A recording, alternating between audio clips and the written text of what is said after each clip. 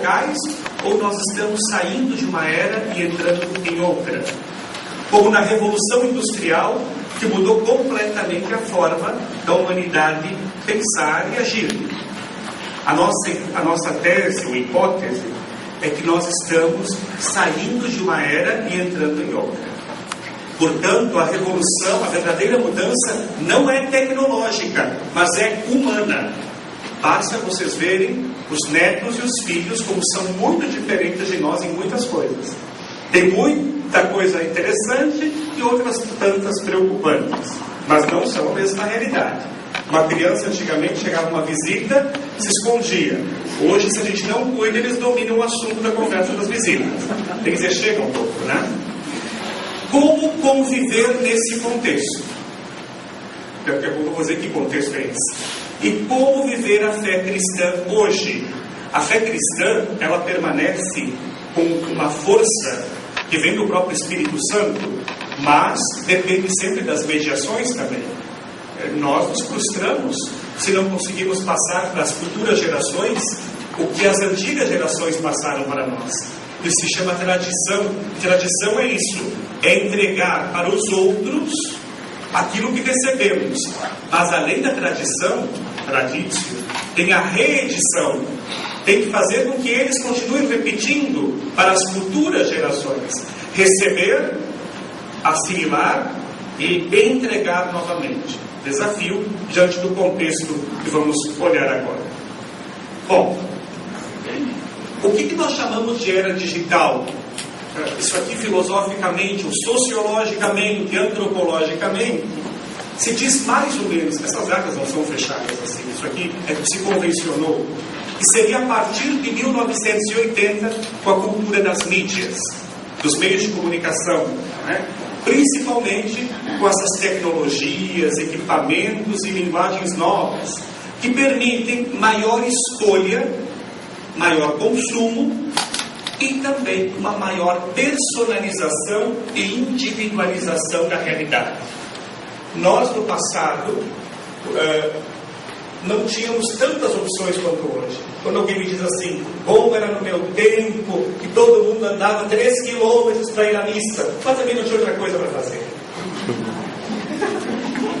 Não tinha shopping, não tinha futebol no domingo. Você tinha, mas não tinha a facilidade que tem em tantas outras questões. Então, nós vivemos uma mudança também em termos humanos. Nós temos mais a questão da individualidade. Quando dizem, e os jovens? Eu acho uma maravilha os jovens hoje. Você não consegue mais obrigar de jeito nenhum um jovem a ir para a missa. Se eles vão porque querem. Agora, eu não sei se no passado não era um lado mais cultural. Eu só estou fazendo essa comparação com o passado, não estou dizendo que o passado era melhor nem pior, nem hoje. Só que a gente, quem tem mais idade, às vezes diz, bom era no passado, eu não sei.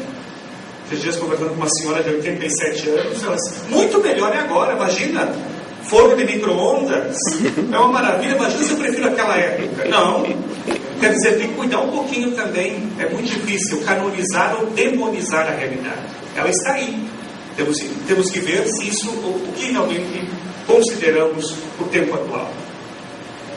Quais são os aspectos importantes dessa era digital? Inovação constante, muda, renova.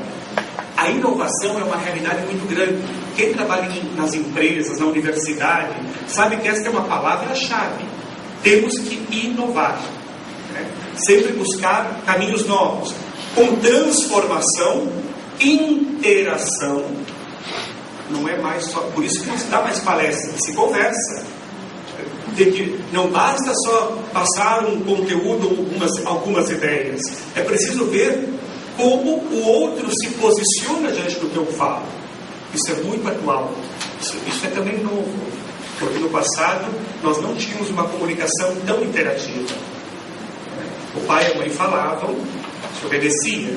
Hoje você pode discutir com a avó se a posição dela está certa. Hoje você pode discutir com o padre.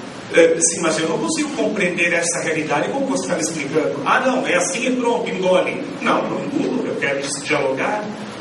Então essa interatividade é muito positiva. E também temos a pluralidade de engajamentos. Uma pessoa hoje, ela tem diversas formas de se engajar na sociedade. Ela pode estar vinculada ao time de futebol, à paróquia, ao grupo de escoteiros, ela pode estar vinculada ao grupo no qual ela aprende inglês, além da profissão. Quer dizer, a vida social hoje, ela é multiforme. Isso também vai criando uma nova forma de se posicionar como ser humano. Não é mais um ser humano focado numa única realidade. Bom, a partir disso, nós vamos adotar a ideia que estamos numa mudança de época. Eu coloco alguns autores aqui só para dizer que a gente tem teóricos que pensam assim, Martim Barbeiro, Bauman, mas também tantos outros falam de que a gente está numa mudança de época. A Igreja Católica também assumiu essa posição. O Papa João Paulo II, no Millennium Neunte, e o documento de Aparecida, também parte desse pressuposto. E agora, as diretrizes da CNBB para a ação evangelizadora da Igreja para os próximos anos, também pressupõe isso. Que é uma mudança muito grande e que é preciso, então, repensar até a nossa forma de ser igreja, né? Não de se colocar como igreja. A internet e as novas redes sociais provocam uma revolução cultural e social. Antigamente era a revolução industrial. O Papa Bento XVI diz: hoje é a era da informação. A informação muda a nossa vida. Mudanças não são passageiras nem superficiais, diz o Papa. Porque alguns dizem: não, essa questão é só de moda, vai mudar, vai parar, não vamos aguentar. Não, mas a mudança, eu diria que a mudança vai aumentar e vai acelerar. Uma vez tinha um outdoor, não tem problema, era do Banco do Brasil, que dizia assim: estas coisas que a gente inventa, reinventam a vida da gente. É claro que o celular reinventou a nossa vida. O celular, não é mesmo?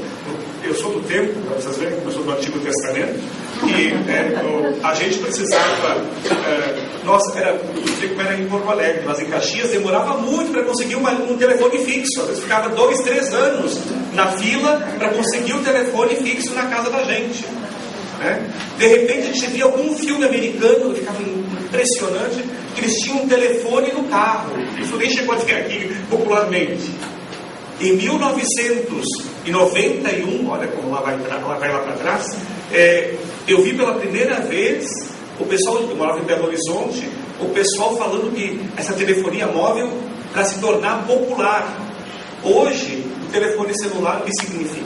Estavam dizendo esses dias, eu não tenho dado bem claro, que geralmente se colocam 6, se alguém souber me ajuda, 6 orelhões para um grupo de população, um grupo X de população. Já estão colocando 4 só, porque a maioria já tem um acesso à telefonia. Ora, isso muda a nossa forma de viver, né? Só que não é só isso, tem outras situações. Existe um impacto disso tudo sobre as pessoas.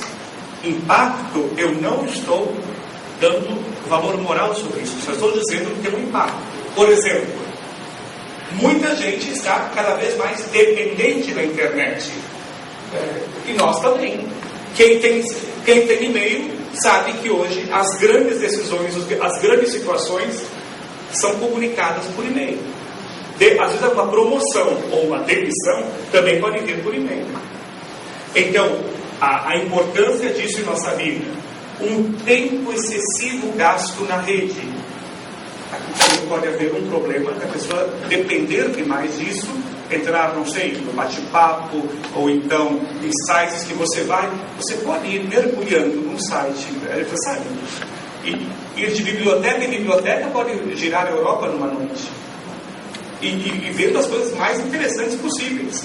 Eu não estou dizendo só o lado problemático que pode ter a rede. Pelo contrário.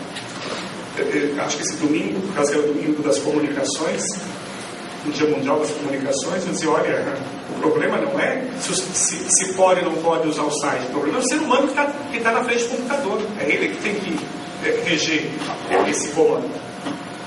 Interrompem-se atividades comunitárias para atender o celular e outras mídias. Olha como as pessoas mais educadas ficam mal educadas no celular. Só quero ver se o meu não vai tocar daqui a pouco. Realmente eu não pus ele não. Agora que eu lembrei, não está no silencioso. Mas o que acontece? Vocês já viram? Bom, na missa, tenho certeza que os padres aqui da Santa Teresinha nunca viram, porque aqui não acontece isso. Tocar o celular e muita gente, só vai ter uma pouco piada, mas não está adaptado, então toca bem alto, até que ache a função, alô, bem alto. Isso nunca. Quer dizer que a gente, a qualquer momento, num momento de profunda oração, é capaz de não, pode ser uma coisa muito importante, geralmente não é, mas vai dar para entender. Então vejam como isso também influencia. Exposição da privacidade na internet. Globaliza tudo. Desde uma banda que compõe lá no interior de São Paulo uma música muito interessante, que passa muita felicidade e dá um acesso muito grande na internet, pronto, bombou, saiu, virou fantástico. Entendeu? Como a superexposição de um problema de alguém. O Ronaldo Fenômeno fumando, pega a foto, joga na internet, virou um problemão. Ele está na sua privacidade fumando um cigarro. Essa é a questão dessa nova realidade. E o uso das novas tecnologias para o ensino, para o mercado, lazer, relacionamentos e até para a oração. O que acontece? Essa nova realidade, quem trabalha com ensino e educação sabe que vem por aí o caminho. Existe um documento chamado, um documento que é Brasil 2022, é da Secretaria de Assuntos Estratégicos da Presidência da República. Se pretende até 2022 fazer uma série de estratégias no Brasil para melhorar em todos os níveis a situação do país. Mas quando se fala em educação, se diz é preciso uma revolução cultural, uma revolução na educação. E uma coisa bem interessante, que alguém que deve ser professor, nesse documento da revolução da educação, já tem as metas lá, estão prontas. Um dos pontos principais é melhorar o salário do professor de ensino fundamental e médio na rede pública. Porque nenhuma revolução vai acontecer enquanto um jogador ganha 500 mil por mês e um professor, com muito sofrimento, chegaria a 1.000, não sei, acho que não. Bom, para dizer que a educação está envolvida, o lazer, quando a gente joga pela internet, como se fosse um videogame, relacionamentos. E o pior é que a gente diz, imagina se vai conhecer alguém que vai dar certo por internet. Pois eu já fiz casamento de 2 que se conheceram por internet e não se separaram. Estão juntos ainda. Há 10 anos, vocês veem. A gente, não dá certo. Porque se a gente fala dos teóricos da comunicação, eles dizem assim, quem garante que os encontros presenciais são verdadeiros e autênticos e não são cínicos? Quem garante que só porque os dois se encontram, realmente são questão? O pessoal da comunicação não deixa batido. E deixa eu mexer num ponto que é o nosso, que é a questão da oração. E aí? Vale ou não vale a missa pela TV e pela internet? Não respondo porque a gente não sabe. Segundo a posição oficial da Igreja Católica, a missa pela TV ela é válida para doentes e para cuidadores de doentes, pessoas que são impossibilitadas de irem até a igreja, né?